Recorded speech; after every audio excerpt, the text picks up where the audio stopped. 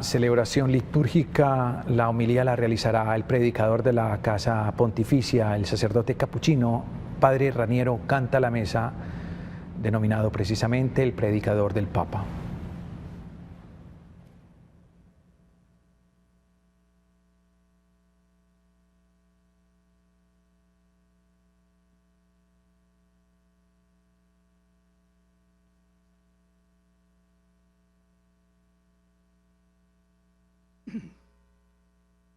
San Gregorio Magno decía que la escritura con legentimus crescit, es decir, crece entre quienes la leen, expresa significados siempre nuevos en función de las preguntas que el hombre lleva en su corazón al leerla. Y nosotros este año leemos el relato de la pasión con una pregunta, más aún con un grito que se eleva desde toda la tierra. Debemos tratar de captar la respuesta que la palabra de Dios le da. Lo que acabamos de escuchar es el relato del mal objetivamente jamás cometido en la tierra. Podemos mirarlo desde dos perspectivas diferentes, o de frente o por detrás, es decir, o por sus causas o por sus efectos. Si nos detenemos en las causas históricas de la muerte de Cristo, nos confundimos y cada uno estará tentado de decir como Pilato: yo soy inocente de la sangre de este hombre. La cruz se comprende mejor por sus efectos que por sus causas. ¿Y cuáles son los efectos de la muerte de Cristo? Nos lo dice Pablo: justificados por la fe, reconciliados y en paz con Dios, llenos de la esperanza de una vida eterna. Pero hay un efecto que la situación en acto nos ayuda a captar de modo particular. La cruz de Cristo ha cambiado el sentido del dolor y del sufrimiento humano, de todo sufrimiento físico y moral. Ya no es un castigo, una maldición. Ha sido redimida en raíz desde que el Hijo de Dios la ha tomado sobre sí. ¿Cuál es la prueba más segura de que la bebida que alguien te ofrece no está envenenada? Es si Él bebe delante de ti la misma copa. Así lo ha hecho Dios. En la cruz ha bebido delante del mundo el cáliz del dolor hasta las heces. Así ha mostrado que éste no está envenenado, sino que hay una perla en el fondo de él. Y no solo el dolor que de quien tiene la fe, sino de todo dolor humano. Él murió por todos. Cuando yo sea levantado sobre la tierra, había dicho: atraeré a todos a mí, todos, no solo algunos.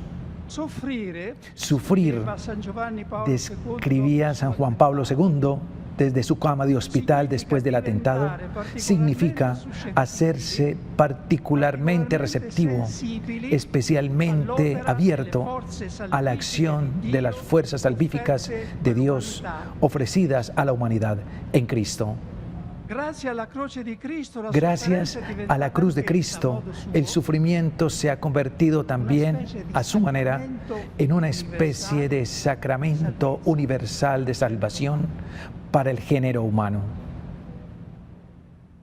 ¿Cuál es la luz que todo esto arroja sobre la situación dramática que está viviendo la humanidad? También aquí, más que a las causas, debemos mirar los efectos. No solo los negativos, cuyo triste parte escuchamos cada día, sino también las realidades de una observación más atenta que nos ayude a captar. La pandemia del coronavirus nos ha despertado bruscamente del peligro mayor que siempre ha corrido los individuos en la humanidad, el del delirio de omnipotencia. Tenemos la ocasión, ha escrito un conocido rabino judío, de celebrar este año un especial éxodo pascual, aquel de salir del exilio de la conciencia. Ha bastado el más pequeño e informe elemento de la naturaleza, un virus, para recordarnos que somos mortales, que la potencia militar y la tecnología no bastan para salvarnos. El hombre en la prosperidad no comprende, dice un salmo de la Biblia, es como los animales que perecen. ¿Cuánta realidad en esta palabra?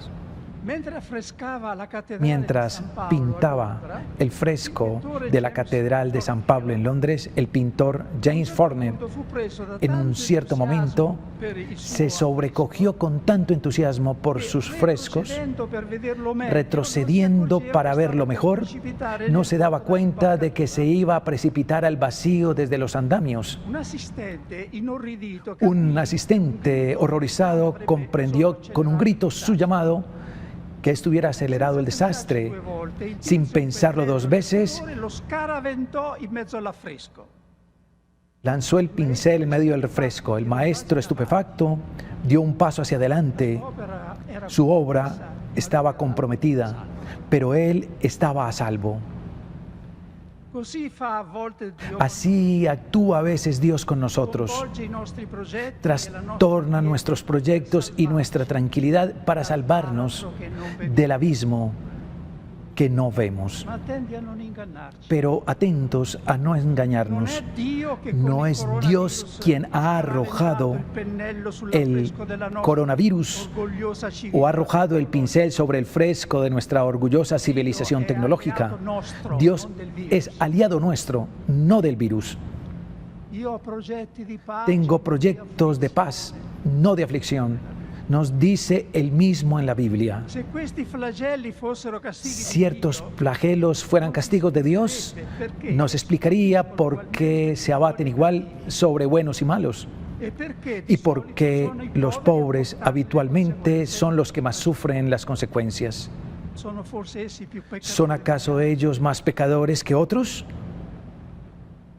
No, el que lloró un día por la muerte de Lázaro, llora hoy por el flagelo que ha caído sobre la humanidad. Sí, Dios sufre como cada padre y cada madre. Cuando nos enteremos un día, nos avergonzaremos de todas las acusaciones que hicimos contra Él en la vida. Dios participa de nuestro dolor para vencerlo. Siendo supremamente bueno, Dios, escribe San Agustín, no permitiría jamás que cualquier mal asistiera en sus obras, si no fuera lo suficientemente poderoso y bueno para sacar del mal mismo el bien.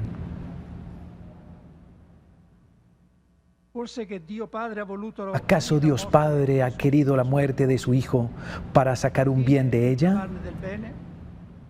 No. Simplemente ha permitido que la libertad humana siguiera su curso, haciendo, sin embargo, que sirviera a su plan, no al de los hombres. Esto vale también para los males naturales, como los terremotos y las pestes. Él no la suscita. Él ha dado también a la naturaleza una especie de libertad, cualitativamente diferente sin duda de la libertad moral del hombre, pero siempre una forma de libertad. Libertad de evolucionar según sus leyes de desarrollo.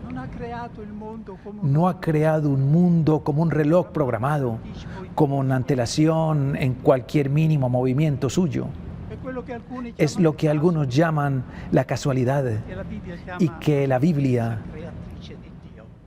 llama sabiduría creativa de Dios. El otro asunto propositivo de la presente crisis sanitaria es el sentimiento de solidaridad. Cuando en la memoria humana los hombres de todas las naciones se sintieron tan unidos, tan iguales, tan poco litigiosos como en este momento de dolor, nunca como ahora hemos percibido la verdad, el grito de nuestro poeta: hombres, paz, sobre la tierra postrada, demasiado del misterio. Nos hemos olvidado de los muros a construir. El virus no conoce fronteras. En un instante ha derribado todas las barreras y las distinciones de raza, religión, deseo de poder. No debemos volver atrás cuando este momento haya pasado. Como nos ha exhortado el Santo Padre, no debemos desaprovechar esta ocasión.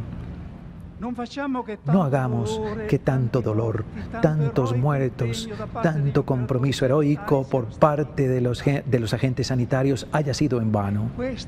Es esta la recesión que más debemos tener.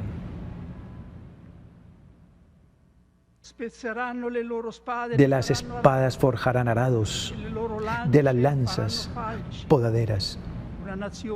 No alzará la espada pueblo contra pueblo. No se adiestrarán más para la guerra. Es el momento de realizar algo de esta profecía de Isaías, cuyo cumplimiento espera desde siempre la humanidad.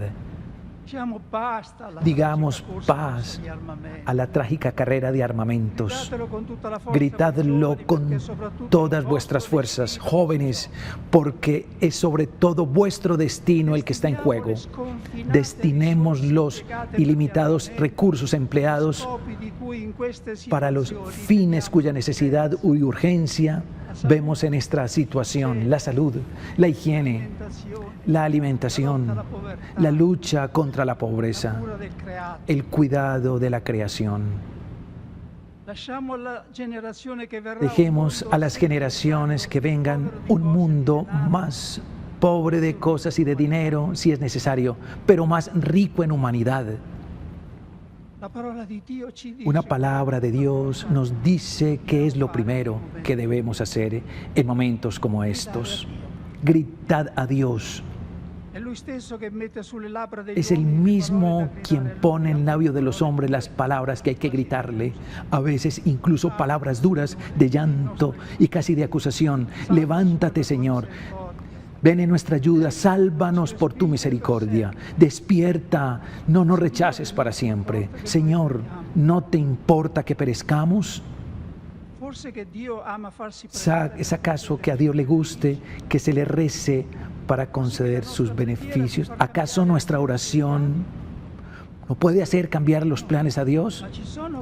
No, pero hay cosas que Dios ha decidido concedernos como fruto conjunto de su gracia y de nuestra oración, casi para compartir con sus criaturas el mérito del beneficio recibido. Es Él quien nos impulsa a hacerlo. Pidan y recibirán. Llamen y se les abrirá. Cuando en el desierto los judíos eran mordidos por serpientes venenosas, Dios ordenó a Moisés que levantara un estandarte, una serpiente de bronce, y quien lo mirara no moriría. Jesús se ha apropiado de este símbolo. Como Moisés levantó la serpiente en el desierto, le dijo a Nicodemo: así es preciso que sea levantado el Hijo del Hombre, para que todo aquel que cree en Él tenga vida eterna. También nosotros en este momento somos mordidos por una serpiente venenosa, invisible. Miremos a aquel que fue levantado por nosotros en la cruz. Adorémoslo en esta basílica vacía por nosotros y por todo el género humano. Quien lo mira con fe no muere, y si muere, será para entrar en la vida eterna. Después de 3 días resucitaré, predijo Jesús. Nosotros también, después de estos días que esperamos sean cortos, nos levantaremos y saldremos de las tumbas de nuestros hogares. No para volver a la vida anterior como Lázaro, sino a una vida nueva como Jesús. Una vida más fraterna, más humana, más cristiana.